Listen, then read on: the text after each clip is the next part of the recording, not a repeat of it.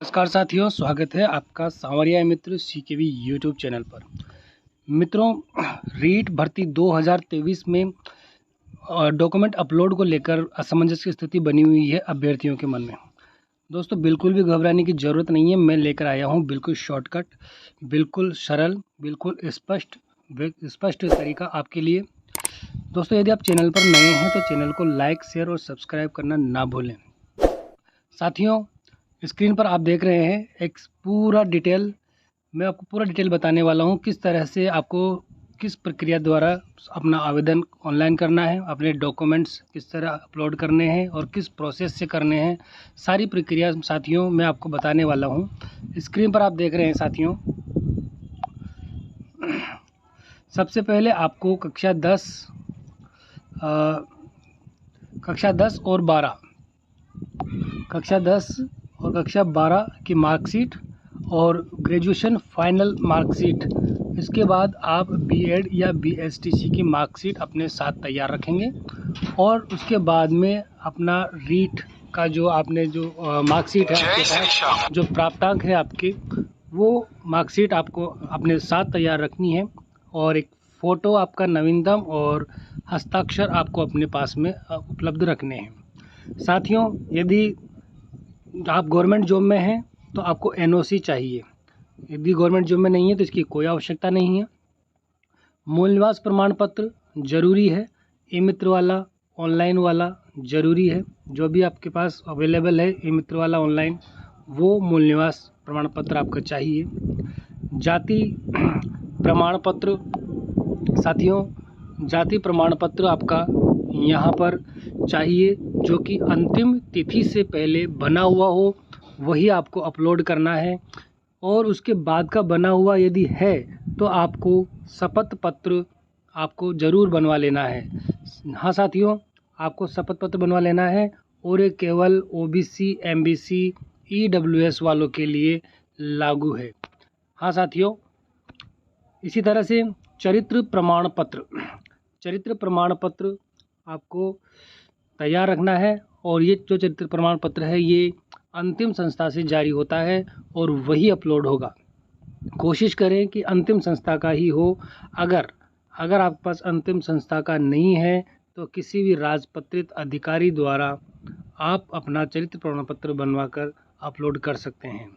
इसके बाद जो एटेस्टेशन फॉर्म है, जिसको लेकर बड़ा असमंजस है अभ्यर्थियों में, उस असमंजस को बिल्कुल दूर कर देना है साथियों। बिल्कुल सरल है, बिल्कुल स्पष्ट है, इसको समझना। देखिए साथियों, जो एटेस्टेशन फॉर्म है इसका प्रिंट आपको निकलवा लेना है और इसके अंदर जो जानकारी आपसे पूछी गई है वो तमाम जानकारी आपको स्पष्ट अक्षरों में भर देनी है। और इसके अंदर 15 वर्ष में जिन स्कूल और कॉलेज में आप पढ़े हैं वो सारी डिटेल इसके अंदर आपको भरनी है साथियों। अंतिम 15 वर्ष के अंदर स्कूल कॉलेज में जो आपने जो भी कोर्स किया है, जो डिग्री, जो 10वीं 12वीं बीए बीएड जो भी किया है, वो आपको भरना है। उसकी प्रवेश तिथि आपको यहाँ पर फिलअप करनी है। ये स्कूल कॉलेज की टीसी में होता है। अगर ऐसा नहीं है तो खुद जाकर स्कूल से अथवा अपने कॉलेज से प्राप्त कर सकते हैं।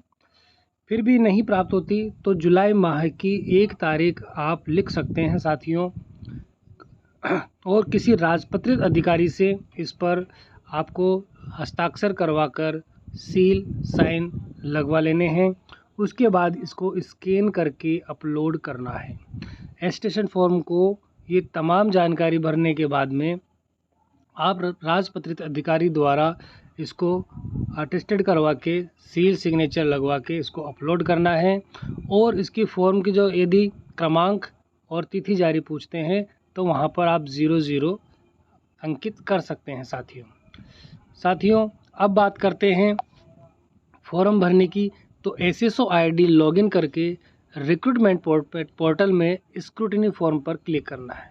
अपने एसएसओ आईडी लॉगिन करने के पश्चात आपको अंतिम सबसे लास्ट का ऑप्शन दिखाई देगा।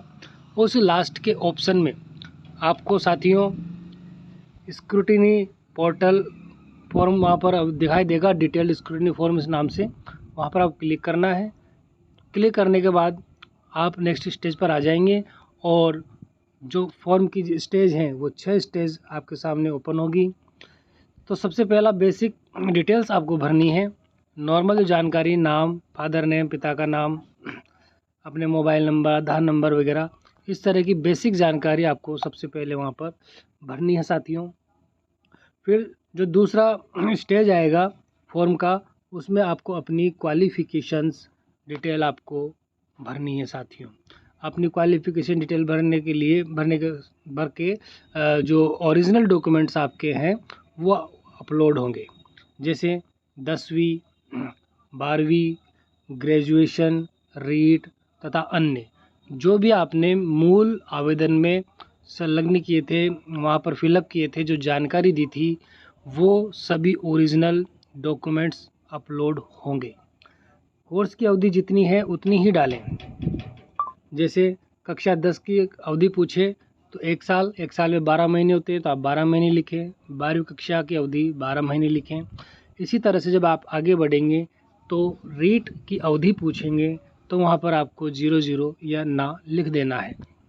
हाँ साथियों, इसी तरह से तीसरा जो चरण होगा फॉर्म का वो होगा एक्सपीरियंस डिटेल का। एक्सपीरियंस डिटेल का, यदि आप किसी प्रकार का जॉब करते हैं और आपको कोई अनुभव है तो डॉक्यूमेंट में सिर्फ ये भरना है, और यदि किसी तरह का कोई अनुभव नहीं है तो इस कॉलम को आप खाली छोड़ देना है। चौथा स्टेज आइडेंटिफिकेशन का है।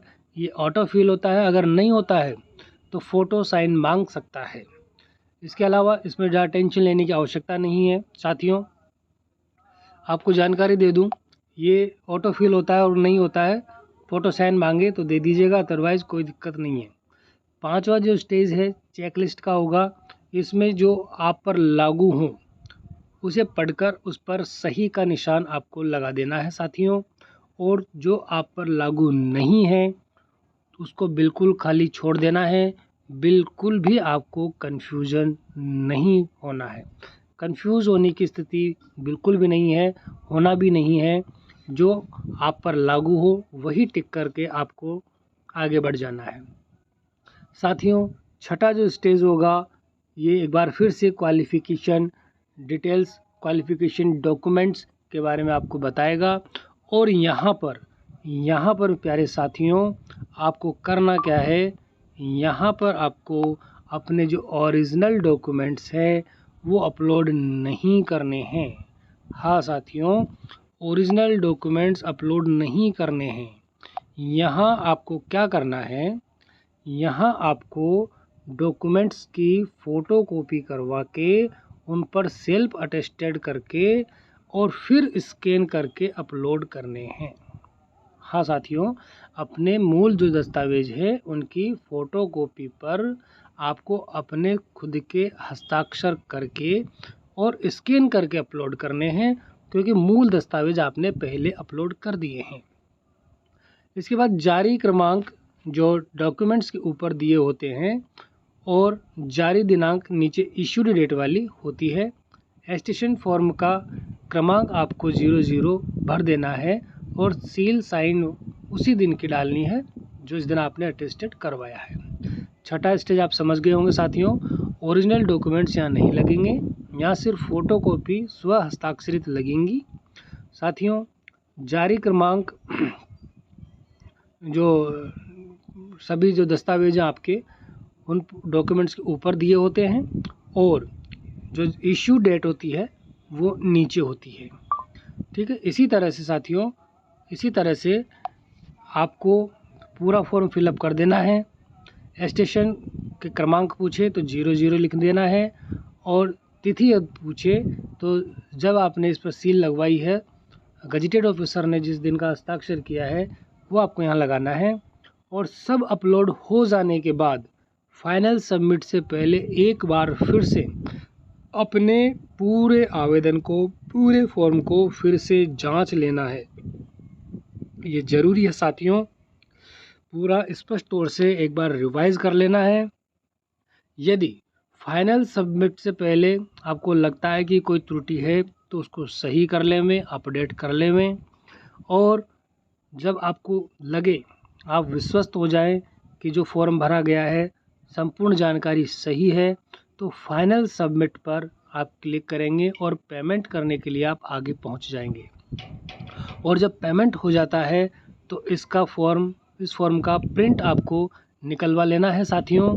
ये जो प्रिंट आप निकलवाएंगे यही प्रिंट चेक लिस्ट में दूसरे नंबर पर जो विस्तृत आवेदन का नाम से प्रिंट है वो वहाँ पर लगेगा।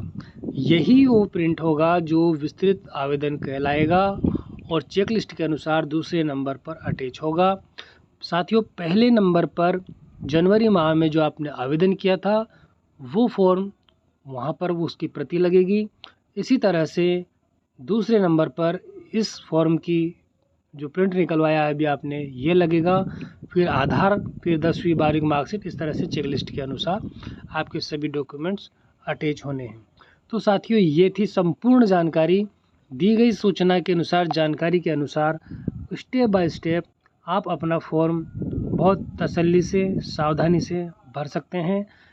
झिझकने की, टेंशन लेने की कोई आवश्यकता नहीं है। यदि किसी तरह की कोई शंका हो तो आप कमेंट बॉक्स में अपना कमेंट लिख सकते हैं। साथियों, यदि चैनल को आपने सब्सक्राइब नहीं किया है, लाइक शेयर नहीं किया है तो आपसे रिक्वेस्ट है चैनल को लाइक शेयर सब्सक्राइब कर दीजिए और अपने मित्रों के पास ज़रूर शेयर कर दीजिए साथियों। धन्यवाद साथियों।